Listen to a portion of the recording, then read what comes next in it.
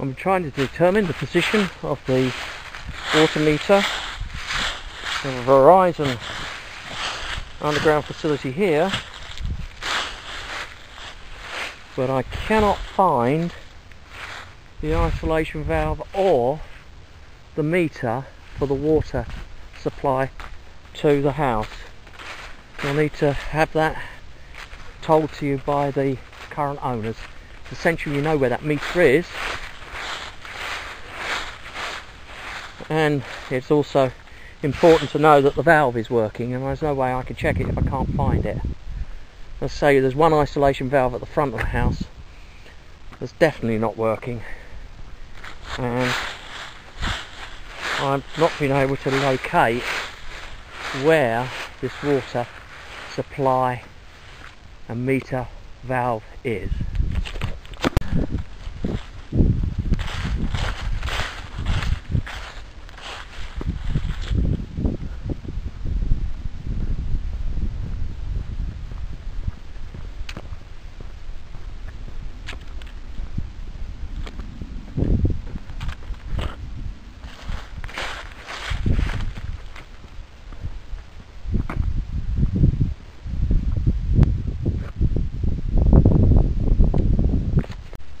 There's a valve down here. It's got considerable rust on it.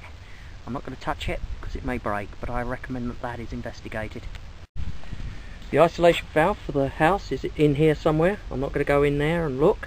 It should be readily available. It's covered. Almost certainly it's going to be rusting if it's covered up as this, and may not actually work. I recommend that a plumber looks at this and determines whether it needs to be replaced or not. It's an expensive replace, and it's well worth having that checked out before you buy the property. I'm at the hose bib. We're at the front elevation of the house. My intention was to come and test the water pressure, but I'm unable to do it because there is no handle on this device here. I'm not going to open it because it may be broken, that's why there's no handle, but that needs to be replaced. This is the faucet of the sink, and you can see, look what happens, it's loose. That's going to spring a leak at some point. That needs to be fixed or replaced. This is the sink. We've got the food disposal running at the moment. It's okay. It's not making any unusual noises at the moment, although that could change in an instant. This is the AC breaker, and it's 60 amps. It shouldn't exceed 50 according to the compressor. So this must be changed. You've got to change that out. It can't be left at 60. It's got to be down rated to 50. Recommended breaker size is 50, but I think there's a 60 amp one. I'm going to check. Other than that, the unit looks in reasonable condition as of the day of the inspection. This is the AC compressor. I will not be running it today because it's too cold, and if you run a compressor below, when the temperature is too low, it can damage it. It's got to be above 60 degrees to run. The insulation going to the pipes is deteriorating. It's going to need replacing in short torch inspection.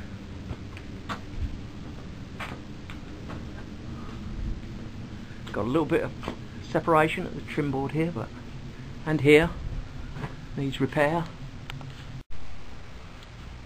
This is the chimney fireplace. We have a damper up here. Let's see if we can operate it. Yep, the damper opens and closes. The general condition of the fireplace is okay. There's no gas supply to it. It's just, oh yes, there is gas supply. Here's the gas. Shut off here. Yeah, there it is. It's all buried in the ash, so it has gas supply. This is the garage door. It goes out to the yard. I can't open it. It's got all of the owner's equipment here, which I will not move. So I can't inspect that door. This is the garage door. I'm not going to open it. There are misalignments in the track, and I'm not sure if I open it, it will close again. The door itself is showing wear. The rollers up here are rusty. I think it's in need of a good service. Also, this paint has got on the track when they did the ceiling at some point in the past. You can see it's also got on the door mechanism. That's not good. That will cause it to deteriorate.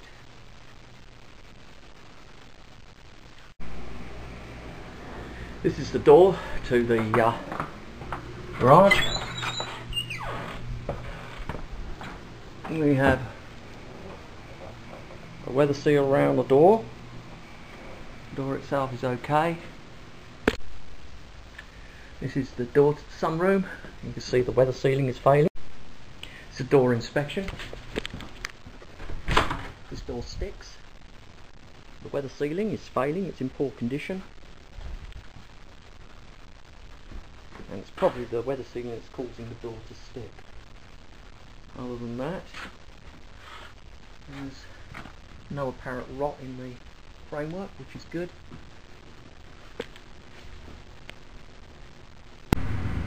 This is a electrical cable. It's a Romex cable, and it's laying over the joists here, and that's dangerous. That's got to be covered up. It'll get damaged by people walking on it. It's also laying around here. That's in very poor condition.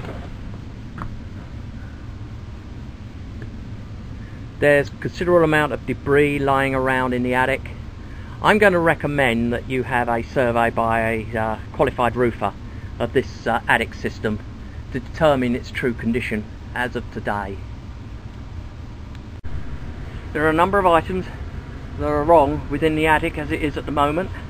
You can see here, this is a purlin. It's running along here. It's missing a strut to support it here.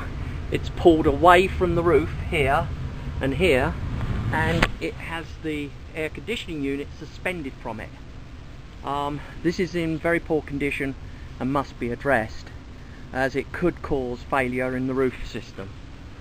In addition, up at the back here, I'll turn the light on, you just see it, this is a collar tie, and the collar tie has fallen away from the roof. It's no longer there. This will lead to roof spread, and again could lead to a deterioration in the roofing system. So I recommend that that is addressed ASAP.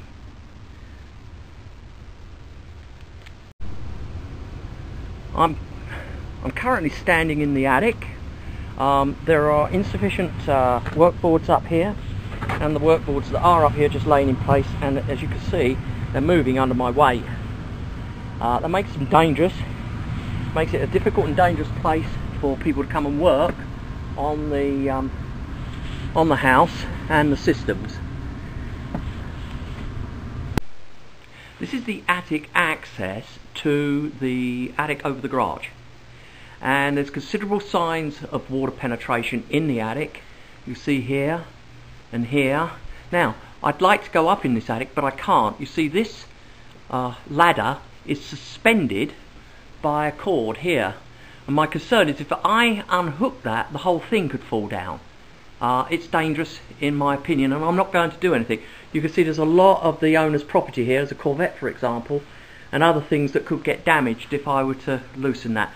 So I won't be going up in that part of the attic, but you should be concerned and ask for reassurance on the condition of the attic and the roof above the attic.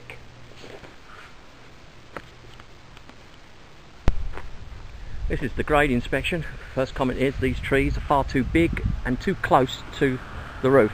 They and the foundation. They have a tendency to remove enormous amounts of moisture from the ground, and this can cause foundation movement. That said, there's no signs of foundation movement at the present time, but there is signs of heaving amongst these little walls along the side here, but there's no big cracks in the walls themselves. So the grading at the front elevation is poor. It should be sloping away from the house. It slopes towards it. That's common on houses of this age, so it doesn't matter where you look here. As your neighbour, they're exactly the same. We're at the left elevation, and there's signs of water pooling and erosion of the grade near the foundation, which is not good. Also note, I'm not a termite inspector, but there's wood actually in the ground close to the foundation. That encourages termites, so you might need to look out for that. And we come to the rear elevation. We have flat work for the pool.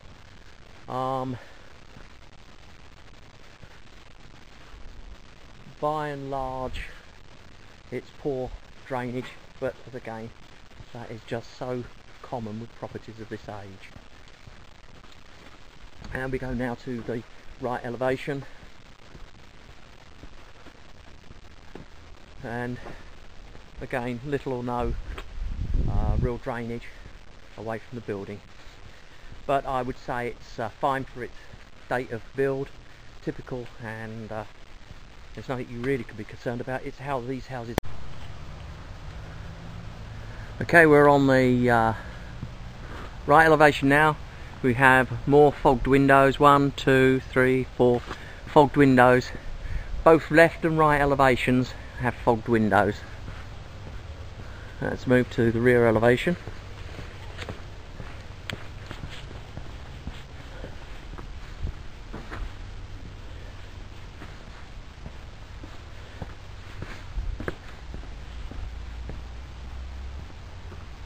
We're now at the rear elevation. These windows are okay. Now these are frosted windows, but they are fogged. Yes, these windows here are also fogged. So 80% of the windows in the house need replacing. Got an illegal use of a extension cord here. You see this red cord? It's quite incorrect, shouldn't be used in this position. Certainly not threaded through the walls there. That needs to be addressed, repaired. Still at the front elevation. Again, caulking very poor around the whole of the house. In dire need of repair.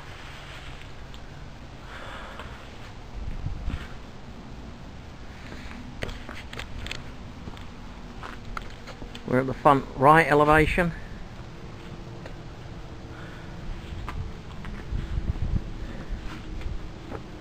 Now we're at the right elevation.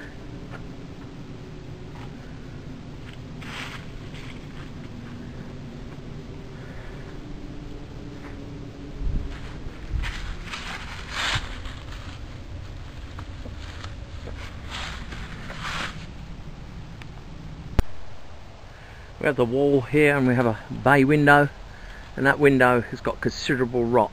That needs to be repaired ASAP. It's going to allow water into the building, and it's going to further deteriorate the whole area here.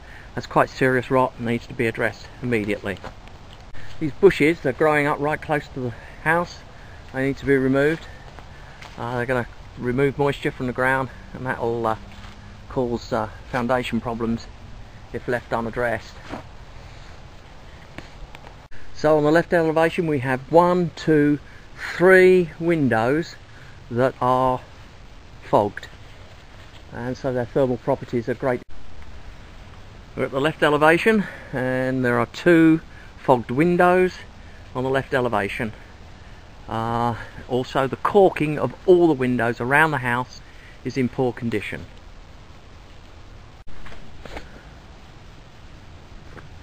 This is a wall inspection. What we're looking for is movement in the wall. Now down here we have a clear out, but you can't use it because it's been cemented in. So that's got to be removed, cleaned, and then the plug put back in, so that if you need to get there and clean it out, you can. There's a gutter on this side. Unfortunately, it opens out and just empties onto the ground here, which is not good. And the gutter itself is full of debris. Still a strong smell of gas around here. And up, the gutter goes all the way around to the front of the garage. We have a downpipe here, but it empties right at the foundation. It's not good. This one also empties at the bottom of the foundation. That's not good. Then we have gutters around the rear elevation, but there's no gutters on the left elevation of the property, and that's not a good sign. What that will do is that would make this side of the house a lot wetter in rainy periods than the side with gutters. Now as a result of that, that can cause foundation movement, so I highly recommend that you fit gutters all the way around the house. As I say, most of it's there, but some of it's not. This is the left elevation of the property. Again, we'll do a visual inspection of this elevation from the ground, because I can't walk on that roof, it's too steep.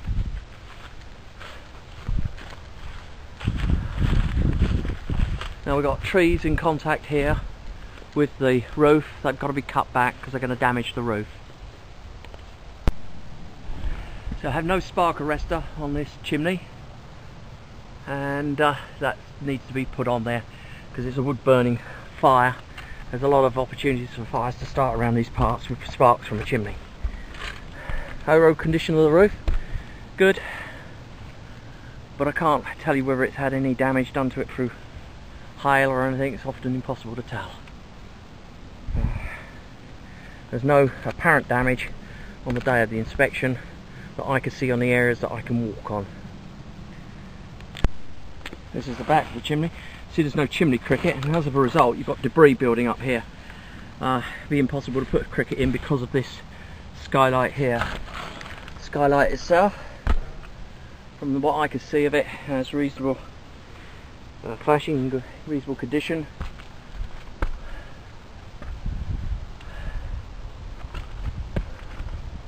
Now on the chimney there should be a chimney cap. There's not. I don't know whether or not there's a spark arrestor. Let's have a look. This is a roof inspection. It's going to be limited because the roof's very steep. I can't walk on all of it, but I can go up by the valleys. What I'm interested in is the condition of the flashing where I can see it, but if they're blocked as they are here by debris, I can't get down there. That's just impossible to walk on that part. And we've got the chimney here. I'm going to go behind it, but I need two hands free. So it's a foundation inspection. It leaves away here. You can see we have about 4 inches clearance between the top of the foundation and the grade. That's about the minimum it wants to be. You don't want water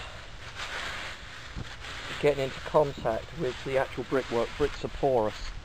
That'll allow water to go through. It can rot the studs in the wall system.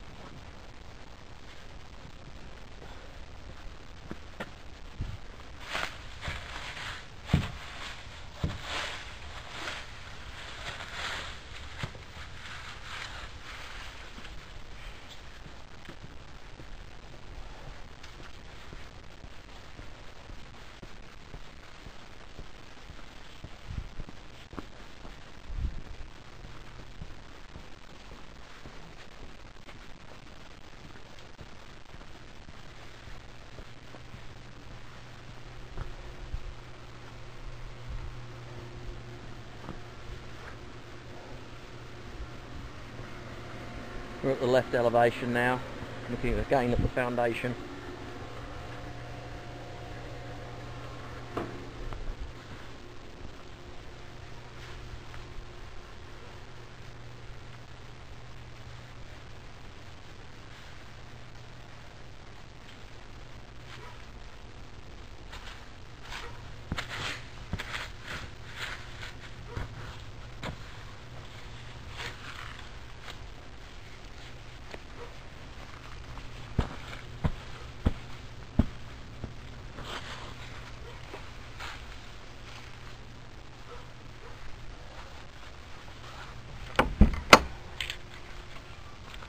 Now at the front elevation.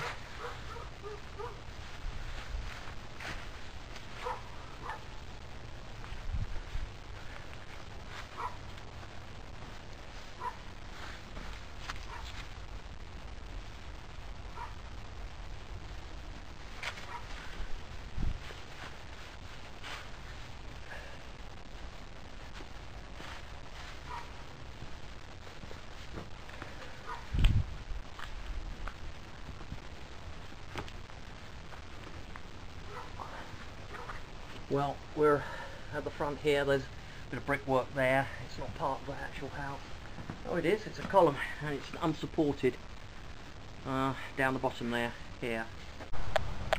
Just started an inspection of the property, and I could smell strong smell of gas.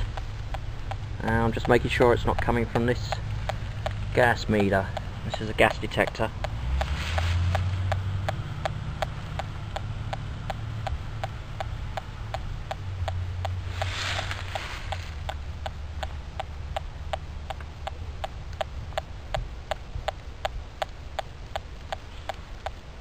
I can still smell that gas.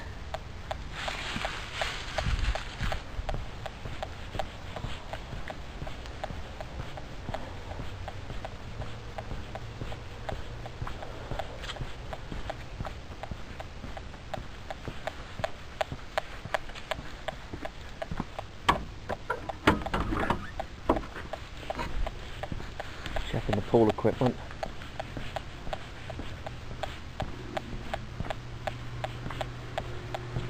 Pool heater.